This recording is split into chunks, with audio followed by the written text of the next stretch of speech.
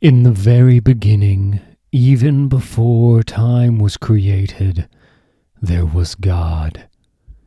God exists in three persons, co-equal and co-eternal, but one in being. God was not lonely. He communed with himself in harmonious love. Then God created the heavens and the earth. Then God said, "Let there be light," and there was light. And God saw that the light was good. Then he separated the light from the darkness. God called the light day, and the darkness night. And evening passed, and morning came, marking the first day. Then God said, "Let there be a space between the waters, to separate the waters." And this is what happened. God made this space to separate the waters of the earth from the waters of the heavens. God called the space sky. And evening passed, and morning came, marking the second day. Then God said, "Let the waters beneath the sky flow together into one place, so dry ground may appear." And that is what happened. God called the dry ground land, and the waters seas. And God saw that it was good. Then God said, "Let the land sprout with vegetation, every sort of seed-bearing plant, and trees that grow seed-bearing fruit." And that is what happened.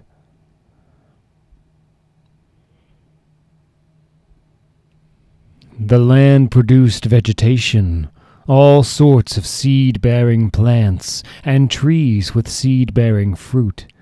Their seeds produced plants, and trees of the same kind.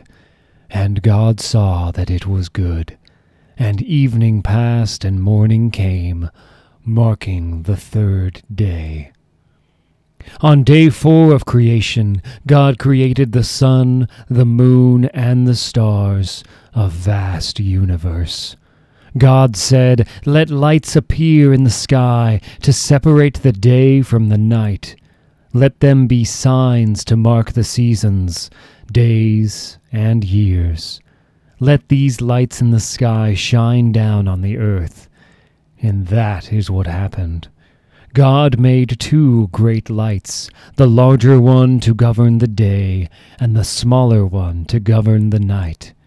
He also made the stars.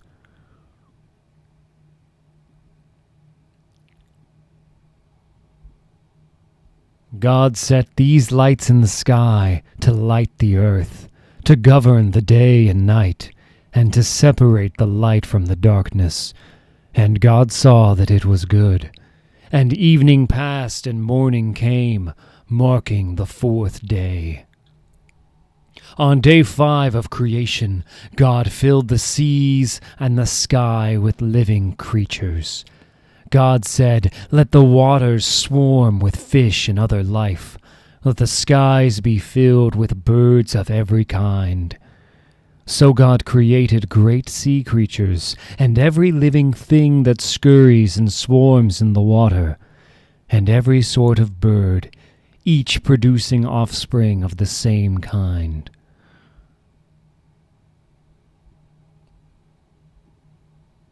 And God saw that it was good. Then God blessed them, saying, "Be fruitful and multiply. Let the fish fill the seas, and let the birds multiply on the earth." And evening passed, and morning came, marking the 5th day. On day 6 of creation, God created the land animals. God said, "Let the earth produce every sort of animal, each producing offspring of the same kind, livestock, small animals that scurry along the ground, and wild animals."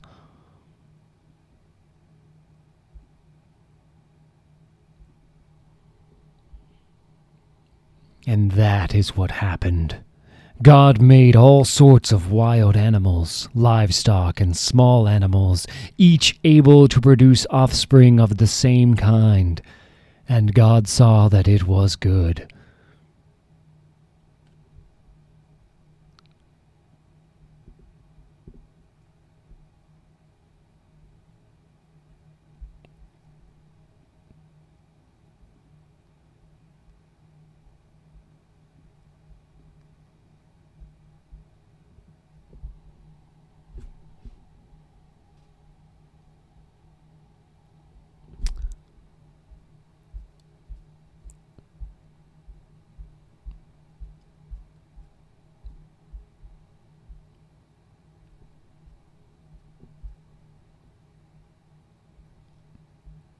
Then God said, "Let us make human beings in our image, to be like us."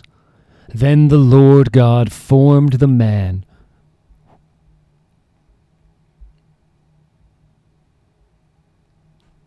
Then God said, "Let us make human beings in our image, to be like us." Then the Lord God formed the man from the dust of the ground. He breathed the breath of life into the man's nostrils, and the man became a living person. Then God looked over all he had made, and he saw that it was very good. Then the Lord God planted a garden in Eden in the east. There he placed the man he had made. God made all sorts of trees, trees that were beautiful and that produced delicious fruit. A river flowed from the land of Eden, watering the garden and then dividing into 4 branches. The Lord God placed the man in the Garden of Eden to tend and watch over it. In the middle of the garden, God placed the tree of life and the tree of the knowledge of good and evil. The Lord told the man he could eat from any tree in the garden except one.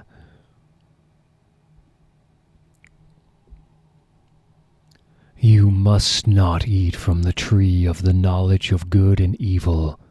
If you eat its fruit, you are sure to die.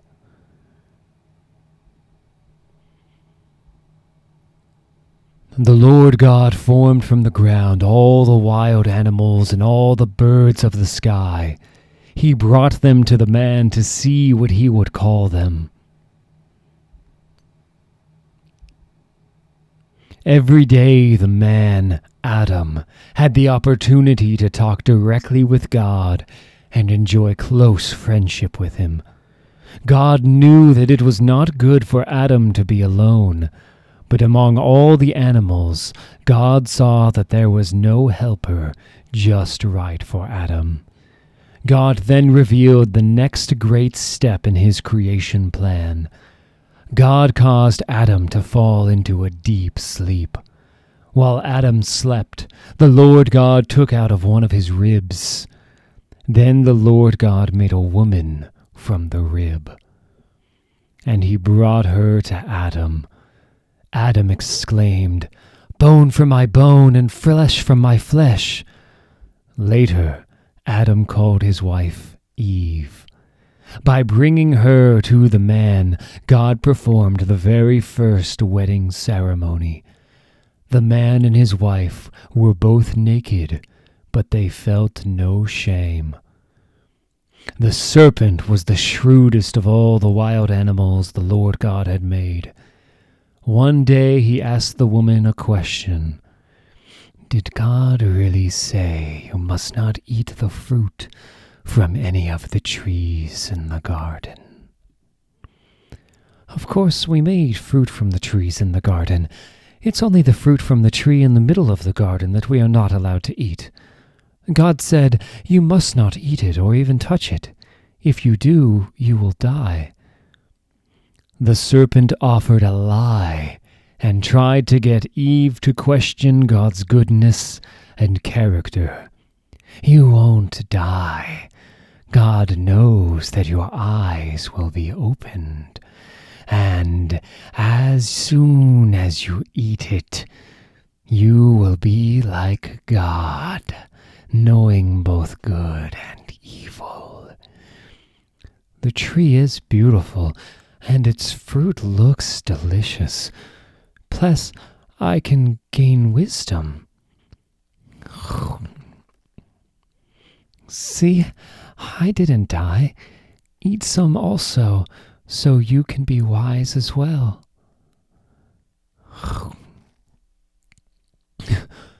What have I done? Oh no! At that moment, their eyes were opened, and they suddenly felt shame at their nakedness. I've never felt this way before. I feel naked and ashamed. Adam and Eve sewed fig leaves together to cover themselves. When the cool evening breezes were blowing, they heard the Lord God walking about in the garden. So they hid from the Lord God. Where are you? I heard you walking in the garden, so I hid. I was afraid because I was naked. Who told you that you were naked? Have you eaten from the tree whose fruit I commanded you not to eat? The woman you gave me the fruit, and I ate it. What have you done? The serpent deceived me. That's why I ate it. He lied to me. Because you have done this, you are cursed more than all animals. You will crawl on your belly, groveling in the dust, as long as you live. God promised a future battle in which a descendant of the woman would defeat Satan and deliver all creation from the curse of sin and death. I will cause hostility between you and the woman, and between your offspring and hers. He will strike your head, and you will strike his heel. The curse of sin was now active and alive in all of creation.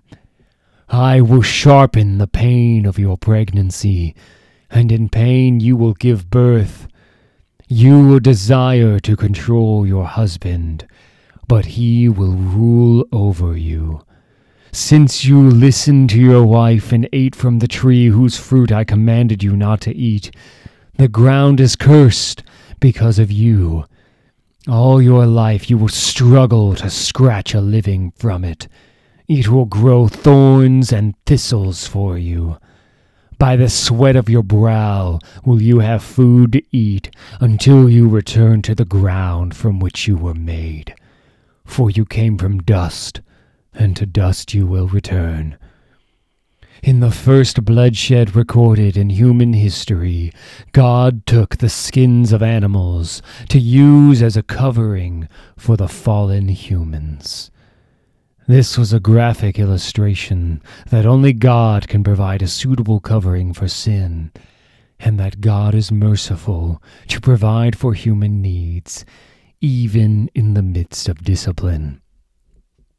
Then God explained why he must expel Adam and Eve from the Garden of Eden.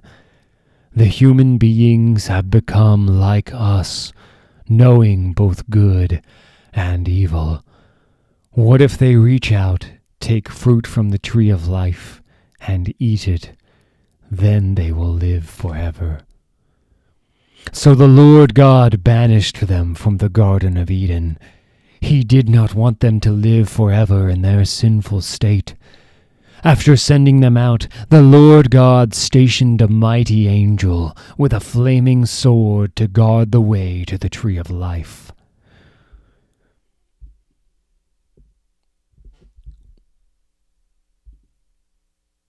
Disobedience to God had brought the first of many painful consequences.